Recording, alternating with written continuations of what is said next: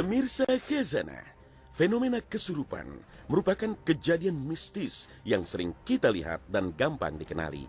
Biasanya orang yang kesurupan menunjukkan tanda-tanda tertentu, seperti tiba-tiba jatuh tak sadarkan diri, tubuhnya kaku, berteriak-teriak seperti kesakitan, menangis karena sedih, hingga ada yang sambil mengamuk dengan kekuatan yang sangat besar. Bahkan tak jarang kita melihat fenomena kesurupan massal, mulai dari lingkungan sekolah, pesantren, perguruan tinggi, hingga kantor. Sebagian orang percaya mereka yang kesurupan adalah mereka yang sering melamun, bengong, hingga pikirannya kosong. Namun ada juga yang berpendapat mereka yang kesurupan adalah mereka yang memiliki fisik lemah, sehingga dengan mudah jin masuk dalam tubuhnya. Bagaimana Islam memandang hal ini? Fenomena kesurupan juga pernah terjadi di zaman Nabi. Hal ini sebagaimana disebutkan dalam sebuah hadis riwayat Imam Ahmad dan Al-Baihaqi berikut. Suatu saat ada seorang bayi gila diberikan pada Nabi SAW. Kemudian Nabi SAW berkata, "Keluarlah wahai musuh Allah, keluarlah wahai musuh Allah." Sebagian lafaz hadis lain disebutkan, "Keluarlah wahai musuh Allah, saya adalah utusan Allah." Kemudian bayi tersebut sembuh. Sebenarnya, mengapa seseorang dirasuki oleh jin? Menurut Syekh Ibnu Taimiyah, ada beberapa sebab jin merasuki tubuh manusia. Pertama, karena jin menyukai orang tersebut. Jin ingin menikmati kebersamaan dengannya. Kerasukan semacam ini paling mudah untuk disembuhkan dibandingkan dengan yang lainnya. Kedua, kesurupan bisa juga terjadi karena kebencian atau kezaliman yang dilakukan manusia. Misalnya ada orang yang mengganggu jin atau jin mengira ada seseorang yang sengaja mengganggu mereka, baik dengan mengencingi jin atau membuang air panas ke arah jin atau membunuh sebagian jin. Meskipun si manusia sendiri tidak mengetahuinya, namun jin membalas kesalahan manusia dengan kezaliman melebihi yang ia terima. Dan ini jenis kerasukan paling berat, bahkan seringkali bisa menyebabkan terbunuhnya orang yang kerasukan. Sementara yang ketiga, seorang manusia bisa kerasukan karena jin usil dan suka main-main hingga suka merasuki manusia. Lalu bagaimana jika salah satu dari kita mengalami kerasukan? Bagaimana cara mengobatinya? Berikut beberapa ayat Al-Quran yang mujarab untuk dijadikan ruqyah dan mengeluarkan jin di tubuh manusia. Yang pertama, surat Al-Fatihah, ayat Kursi, 2 ayat terakhir surat Al-Baqarah, surat Al-Ikhlas, Al-Falaq, dan surat An-Nas. Lalu ditiupkan ke orang yang kerasukan. Sebagai seorang muslim yang baik, yang perlu diingat adalah agar tidak minta pertolongan dukun untuk mengeluarkan jin dari dalam tubuh manusia. Dalam istilah ilmu akidah, mengusir jin melalui bantuan dukun disebut nusrah, dan itu bukanlah hal yang disyariatkan Islam. Dan dari Jabir bin Abdullah radhiyallahu anhuma, beliau mengatakan, Rasulullah SAW ditanya tentang nusrah. Beliau menjawab, itu kebiasaan setan. Hadis riwayat Ahmad dan Abu Daud. Lantas bagaimana caranya agar kita selamat dari gangguan jin dan tidak kerasukan? Di antara upaya pencegahan dari kesurupan adalah dengan membentengi diri dengan doa. Kebanyakan masuknya jin ke dalam tubuh seseorang disebabkan kosongnya hati serta lisan dari zikir. Maka membiasakan diri dengan berzikir pagi dan sore adalah salah satu jurus ampuh agar jin tidak masuk dalam tubuh kita. Selain itu, ayat Kursi juga menjadi salah satu ayat yang dianjurkan untuk dibaca setiap hari, mulai dari waktu pagi, setelah sholat fardu, hingga sebelum tidur. Karena siapapun yang mengamalkan ayat Kursi, ia akan selalu dilindungi dari gangguan jin. Selain itu, sebisa mungkin kita juga menghindari sebab-sebab yang mengundang jin untuk berbuat jahat pada kita, seperti suka melamun atau kosong pikiran. Menjauhi sikap yang berlebihan dalam bergembira, bersedih, atau marah. Karena pada kondisi-kondisi yang kurang stabil tersebut, membuat kita kehilangan konsentrasi, sehingga sangat mudah bagi jin untuk masuk mempengaruhi sikap dan perasaan kita. Wallahu a'lam.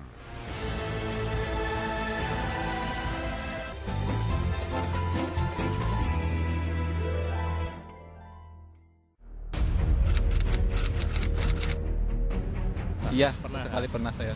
Itu kenapa Mas alasannya? Kalau lewat trotoar? Alasannya mungkin karena lagi buru-buru. Sebenarnya sih secara etika itu nggak boleh. Tapi karena mungkin ada desakan juga ya, karena lagi buru-buru banget, misalkan ada keperluan urgensi. Jadi ya mau nggak mau. Iya. Ya pernah. Nah, itu alasannya kenapa Mas kok lewat trotoar? Ya Kak, alasannya macet aja Pak. Alasan macet. Iya, biar ngejar waktu aja. Oh, pernah sih. Hah? Pernah. Pernah. Ya. Itu alasannya kenapa Mas kok bisa lewat trotoar? Alasan ya kadang ngikutin penumpangnya buru-buru gitu.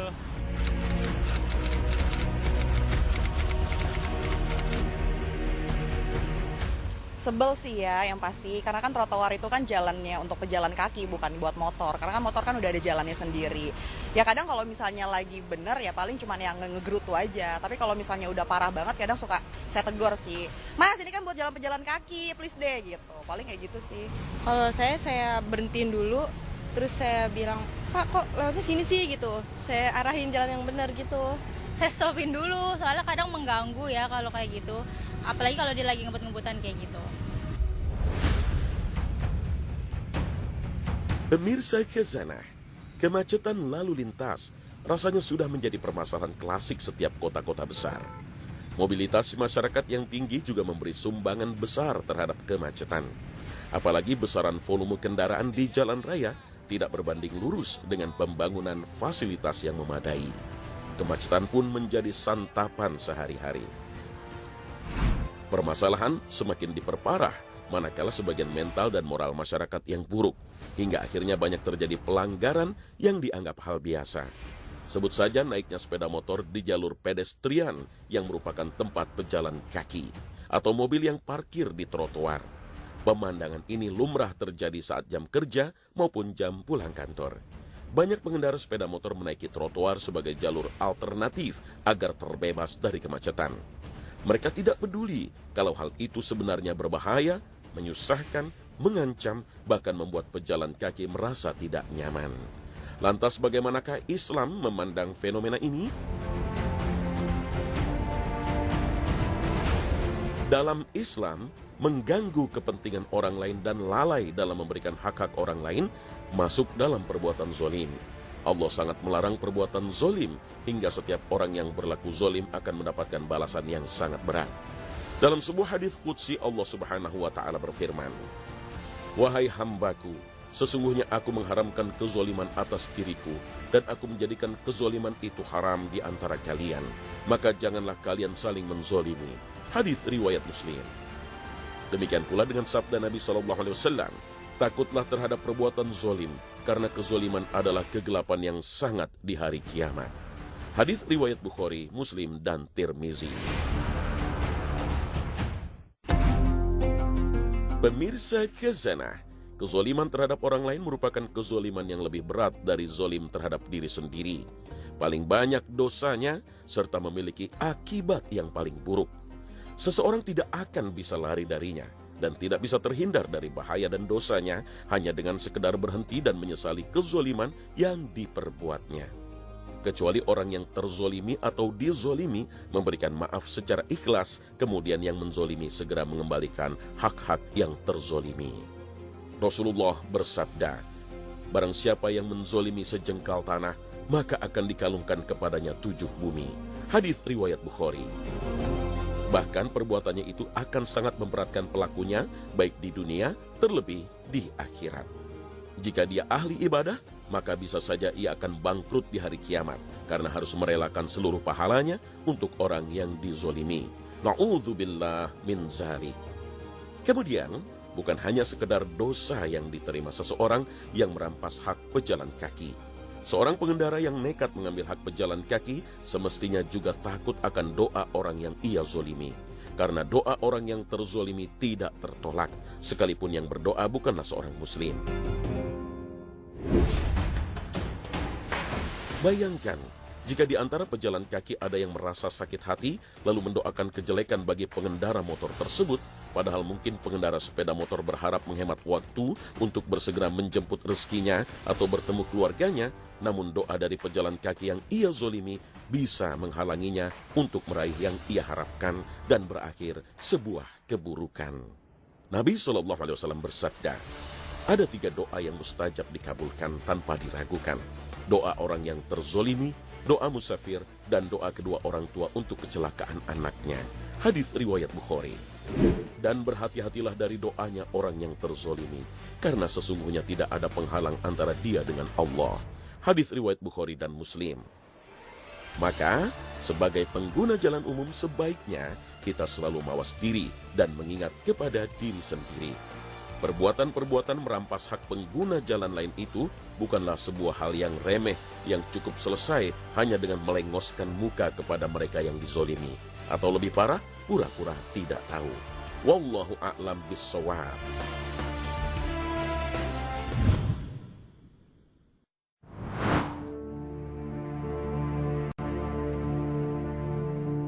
Pemirsa Khazanah, beberapa hari yang lalu, jagat media sosial di Twitter dan Instagram sempat ramai dengan viralnya sebuah video singkat yang memperlihatkan seorang ibu pemulung yang sedang mendandani putranya sebelum berangkat ke masjid. Kisah haru ini pun langsung menuai simpatik dari jutaan netizen, bahkan tak sedikit yang terharu dan sampai menangis saat menonton video ini. Dalam video amatir berdurasi sekitar 2 menit ini, tampak sang ibu sedang sibuk menggantikan pakaian putranya, mulai dari memakaikan kain sarung, baju koko, kain syal, peci, bahkan hingga menaburkan bedak dan minyak wangi. Selanjutnya sang bocah yang diketahui bernama Muhammad ini bergegas menuju masjid untuk sholat berjamaah dengan pakaian terbaik yang diberikan sang ibu. Masya Allah. Lalu bagaimana dengan kita? Apakah kita sudah sholat dengan pakaian terbaik kita, baik di rumah ataupun di masjid?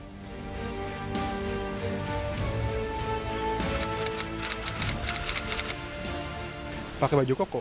Kenapa?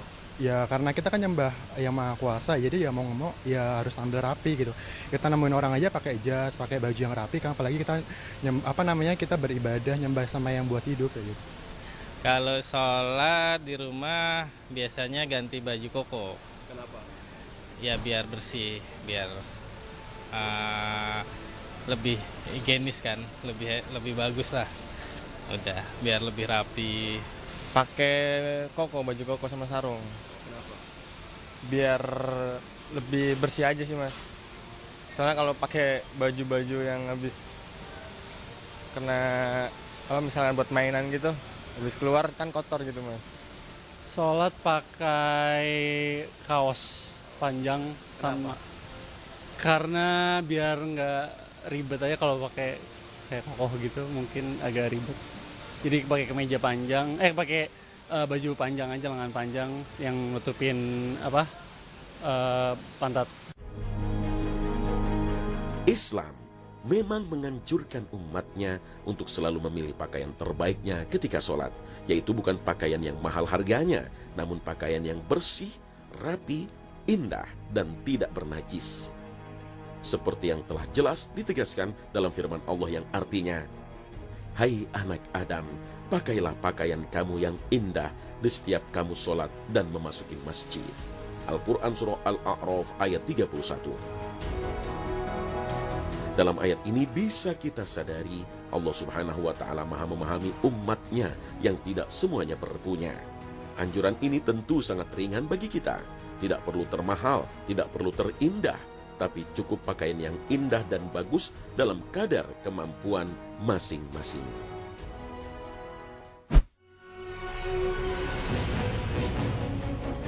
Dalam sebuah hadis Rasulullah SAW juga dikisahkan, ada seseorang yang suka sekali memakai baju dan sandal yang bagus. Lalu Nabi SAW bersabda, sesungguhnya Allah Subhanahu wa Ta'ala itu jamil, yaitu menyukai segala hal yang indah. Hadis riwayat Muslim nomor 91. Berpakaian terbaik dan merapikan diri saat sholat tak hanya sebatas penampilan saja, namun lebih kepada keseriusan dan kekhusyuan sholat. Sesungguhnya sholat itu tidak mudah dilakukan, kecuali bagi mereka yang selalu khusyuk di setiap sholatnya. Allah Subhanahu wa Ta'ala menegaskan tentang keutamaan khusyuk saat sholat dalam Al-Quran Surah Al-Baqarah ayat 45 hingga 46 yang artinya, jadikanlah sabar dan sholat sebagai penolongmu, dan sesungguhnya hal demikian itu sungguh berat, kecuali bagi orang-orang yang khusyuk. yaitu orang-orang yang meyakini bahwa mereka akan menemui Rabb-nya dan akan kembali kepadanya. Al-Quran Surah Al-Baqarah ayat 45 hingga 46. Memang tidak ada larangan bagi kita untuk mengenakan hanya sekedar kaos oblong atau pakaian lainnya. Tetapi bukankah lebih indah jika kita menghadap ke Sang Pencipta kita dengan keadaan terbaik kita?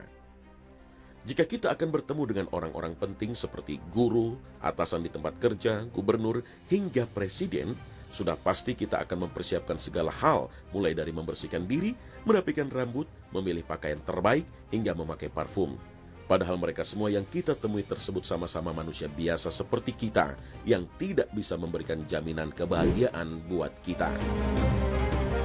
Oleh karena itu, ketika kita sholat, menghadap Sang Pencipta yang telah jelas akan memberikan apa saja kebutuhan manusia, mengabulkan segala doa dan mengampuni segala dosa kita, pakailah pakaian kita yang indah. Karena sesungguhnya Allah menyukai keindahan dan ketakwaan hambanya. Wallahu a'lam bis-shawab.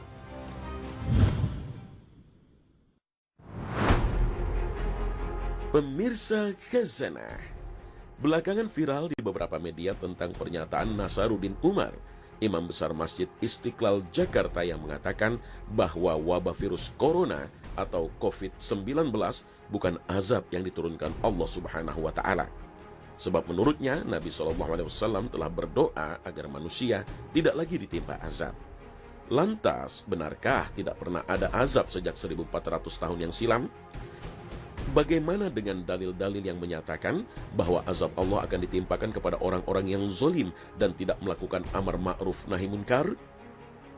Berdasarkan sejumlah dalil dari ayat Al-Quran dan hadis Nabi SAW serta pendapat para ulama, memang benar tidak terjadi lagi azab Allah yang diturunkan kepada umat manusia sejak Nabi Muhammad SAW diutus sebagai Nabi dan Rasul akhir zaman. Bahkan menurut sebagian ulama yang lain, azab Allah yang berupa penghancuran secara umum dan pemusnahan suatu kaum tidak terjadi lagi setelah Allah menurunkan kitab Taurat kepada Nabi Musa alaihissalam sesuai dengan firman Allah Subhanahu wa Ta'ala. Dan sesungguhnya telah kami berikan kepada Musa Alkitab, Taurat, sesudah kami binasakan generasi-generasi yang terdahulu untuk menjadi pelita bagi manusia, petunjuk dan rahmat agar mereka ingat. Al-Quran Surah Al-Qasas ayat 43. Imam Ibnu Katsir menjelaskan makna ayat ini, bahwa setelah diturunkannya kitab Taurat, Allah tidak menimpakan azab kepada suatu kaum atau umat tertentu dengan azab yang menyeluruh. Adapun azab Allah yang ditimpakan kepada Fir'aun dan pasukannya, maka hal itu terjadi sebelum Nabi Musa menerima kitab Taurat. Demikian juga dengan azab-azab lainnya. Namun demikian, tidak terjadinya azab Allah setelah Nabi Musa alaihissalam menerima Taurat dan setelah diutusnya Nabi Muhammad SAW bukan berarti azab Allah kepada orang-orang kafir dan ingkar serta zalim tidak ada lagi. Sebab turunnya azab adalah hak prerogatif Allah Subhanahu wa Ta'ala, di mana Allah bisa mengampuni siapapun yang dikehendaki dan mengazab siapapun yang dikehendaki. Hal ini sebagaimana dikuatkan dalam beberapa ayat Al-Quran dan hadis bahwa sebenarnya ada beberapa azab yang ingin Allah timpakan kepada orang-orang kafir di masa Nabi SAW. Namun akhirnya azab itu diurungkan karena sejumlah sebab. Di antaranya adalah azab yang ingin ditimpakan kepada penduduk Taif yang telah mengganggu dan menyakiti Nabi, hingga malaikat penjaga gunung menawarkan untuk menimpakan kedua bukit Taif kepada mereka. Akan tetapi Nabi SAW menolak untuk ditimpakan azab kepada mereka, seraya berharap kelak akan lahir dari tulang rusuk mereka generasi yang menyembah Allah Subhanahu wa Ta'ala. Di antaranya juga azab yang ingin ditimpakan oleh Allah Subhanahu wa Ta'ala kepada orang-orang kafir yang menantang Nabi, bahwa jika Al-Quran itu memang benar berasal dari Allah, maka mereka siap untuk ditimpakan azab yang pedih. Namun lagi-lagi azab itu diurungkan oleh Allah karena ada Nabi SAW di tengah-tengah mereka. Fakta ini sebagaimana diinformasikan di dalam Al-Quran. Dan ingatlah ketika mereka orang-orang musyrik berkata, "Ya Allah, jika betul Al-Quran ini dialah yang benar dari sisi Engkau, maka hujanilah kami dengan batu dari langit, atau datangkanlah kepada kami azab yang pedih. Dan Allah sekali-kali tidak akan mengazab mereka sedang kamu berada di antara mereka. Al-Quran Surah Al-Anfal ayat 32 hingga 33. Selain itu, Allah juga mengurungkan azab kepada umat manusia dan tidak akan menimpakannya kepada mereka selama masih ada di antara mereka orang-orang yang beristighfar, memohon ampun kepada Allah dan melakukan amar ma'ruf nahi munkar. Dan tidaklah pula Allah akan mengazab mereka sedang mereka meminta ampun. Al-Quran Surah Al-Anfal ayat 33. Nabi SAW bersabda, "Demi zat yang jiwaku berada di tangannya, lakukanlah amar ma'ruf nahi munkar, atau hampir saja Allah mengirimkan hukuman atas kalian darinya. Kemudian kalian berdoa kepadanya, lalu doa kalian tidak dikabulkan." Hadis riwayat Tirmizi dengan derajat hasan.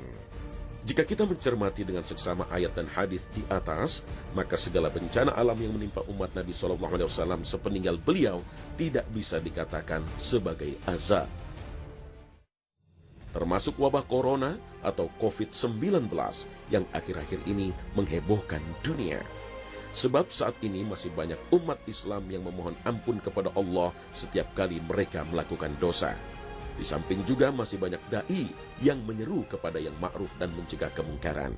Virus corona juga tidak bisa dikatakan sebagai azab, karena azab pada umumnya menimpa orang-orang kafir dan ingkar saja. Sedangkan wabah penyakit yang merupakan musibah atau bencana bisa menyerang siapa saja, baik yang mukmin maupun yang kafir, jika mereka lalai dan kurang memperhatikan kesehatannya. Meskipun bukan azab, namun wabah penyakit termasuk bencana alam lainnya bisa jadi sebagai teguran dari Allah Subhanahu wa Ta'ala akibat perbuatan manusia itu sendiri agar mereka kembali ke jalan yang benar, yaitu jalan yang diridhoi oleh Allah Subhanahu wa Ta'ala. Hal ini sebagaimana yang ditegaskan di dalam Al-Quran.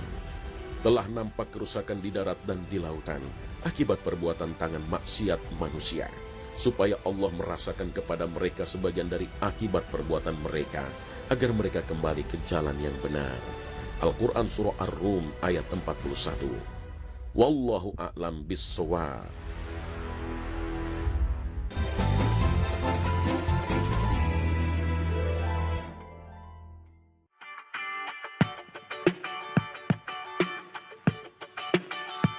Pemirsa Khazanah, selamat datang di Halalan Thayyiban. Lihatlah potongan-potongan daging bakar ini. Sangat menggoda bukan? Ada daging sapi, daging domba, dan daging ayam. Selain aneka daging, di sini juga tersedia aneka hidangan khas laut atau seafood seperti lobster, kepiting, kerang, cumi, dan juga udang. Ya, mengkombinasikan aneka daging hewan darat dan seafood dalam satu penyajian bersama ini justru yang menjadi ciri khas istimewa rumah makan yang berlokasi di kawasan Antasari, Cilandak, Jakarta Selatan. Iya, karena di sini kita restoran pertama yang menyajikan kombinasi antara seafood dan daging, dan menjadi ciri khas kita juga sih Kak. Tapi kalau di sini kita jamin semuanya halal, dan untuk bahan yang kita pakai juga semuanya bersih dan steril. Tapi sebenarnya itu emang mitos banget sih Mas, tapi kebanyakan juga masih banyak loh peminatnya yang antara seafood dan daging ini. Di sini sendiri gimana? Banyak juga sih yang tertarik, kayak mereka juga merasa unik juga ya, karena baru pertama kali ngelihat ada restoran yang nyajin seafood sekaligus daging.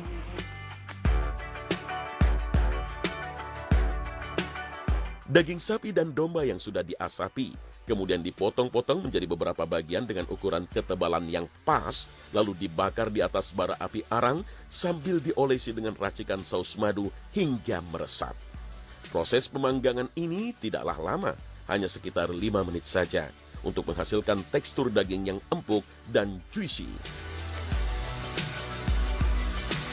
Kemudian untuk seafoodnya, lobster, kepiting, cumi, udang, dan kerang yang sudah dibersihkan dan direbus terlebih dahulu akan ditumis dengan racikan bumbu rempah seperti cabai merah besar, cabai rawit, bawang merah dan bawang putih, serai, garam, dan daun jeruk yang sebelumnya sudah ditumbuk halus, lalu dicampurkan saus sambal dan saus tomat. Semua bumbu halus ini lalu ditumis hingga harum aromanya, lalu tinggal kita masukkan semua seafoodnya, dan masak kurang lebih 10 menit saja supaya tidak overcook. Kemudian untuk penyajiannya pun cukup mudah. Tinggal siapkan wadah nampan berukuran besar, lalu semua sajian daging dan seafood tadi ditumpahkan di atasnya selagi masih panas. Dan sebagai pelengkap rasa, ditambahkan berbagai macam saus. Jadi kalau makan di sini, itu kombinasi antara penyajian makanan seafood dan juga dagingnya. Jadi kita punya dua variasi pilihan nih. Tapi menurut saya sih itu hanya mitos ya. Maksudnya dengan ya ilmu edukasi sekarang ini, sepertinya kalau kita telah secara saintifik sih harusnya sih bukan masalah ya menurut saya seperti itu. Iya, pastinya malah enak gitu. Sebelum memilih makanan, saya akan pastikan dulu kehalalannya pertama. Makanan laut semua kan memang halal ya. Sajian kombinasi daging dan seafood ini memang disajikan dalam paket porsi besar yang bisa disantap bersama-sama, mulai dari 2 orang hingga 6 orang. Harganya pun menyesuaikan, mulai dari Rp200.000 hingga Rp450.000 untuk paket combo yang paling besar. Hidangan daging laut ini sangat pas disajikan sebagai menu santap siang maupun untuk makan malam. Cumi kecil dan lobster dan kepiting. Enak? Kan itu kayak sosis. Tetapi kita tentu pernah mendengar pesan berantai di media sosial tentang larangan dari Rasulullah untuk mengkonsumsi daging darat dan laut secara bersama-sama. Apakah memang demikian? Faktanya, tidak ada satu hadis pun, bahkan hadis doif sekalipun. Tak ada yang menjelaskan ada riwayat Nabi yang melarang mengkonsumsi daging hewan darat dan laut secara bersama-sama. Mengutip Syekh Muhammad Shalih Al-Munajid, ternyata tidak ada riwayat dari Nabi SAW bahwa beliau melarang minum susu dan makan ikan bersamaan. Oleh karena itu, jika tidak ada riwayatnya, maka dikembalikan masalah ini kepada ahli kedokteran dan ahli kesehatan. Lantas, apakah hal tersebut benar adanya? Faktanya, sistem pencernaan manusia dapat bekerja secara otomatis menyesuaikan apa yang masuk ke dalam perut. Saat kita mengkonsumsi berbagai jenis makanan dalam waktu bersamaan, maka lambung akan memproduksi pula berbagai macam enzim secara optimal untuk mencerna makanan-makanan tersebut. Bahkan dalam ilmu medis kedokteran pun tidak ada teori tentang adanya bahaya mengkonsumsi kombinasi makanan tersebut, asalkan telah dimasak secara matang dan sempurna, serta tidak mengkonsumsinya dalam jumlah yang berlebihan. Hal itu sesuai dengan syariat Islam yang menganjurkan umatnya untuk makan secukupnya saja dan tidak berlebihan. Bahkan Allah Subhanahu wa Ta'ala berfirman yang artinya, "Makan dan minumlah, tetapi jangan berlebihan." Al-Quran Surah Al-A'raf ayat 31. Hal ini dikarenakan makanan yang masuk ke dalam perut dalam jumlah melebihi kapasitas akan merusak tubuh, sesuai dengan sabda Rasulullah SAW. Tidaklah anak Adam memenuhi wadah yang lebih buruk dari perut. Cukuplah anak Adam memakan beberapa suapan saja untuk menegakkan punggungnya. Namun jika ia harus melebihkannya, hendaknya sepertiga perutnya yang diisi makanan, sepertiga diisi minuman, sepertiga lagi untuk bernafas. Hadis riwayat Tirmizi, Ibnu Majah, dan Ahmad. Semoga sajian daging dan seafood ini bisa menjadi referensi umat muslim untuk memilih makanan yang halal sekaligus thayyib.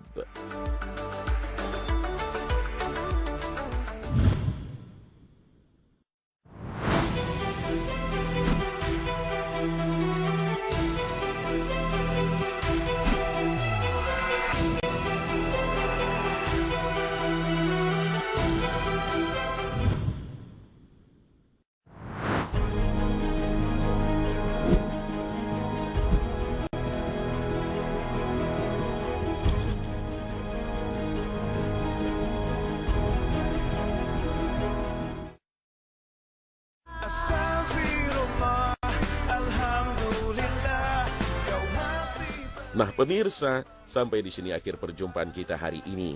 Semoga Allah Subhanahu wa Ta'ala senantiasa memberikan hidayah dan taufiknya kepada kita. Amin ya Rabbal Alamin. Terima kasih atas perhatian Anda. Wassalamualaikum warahmatullahi wabarakatuh.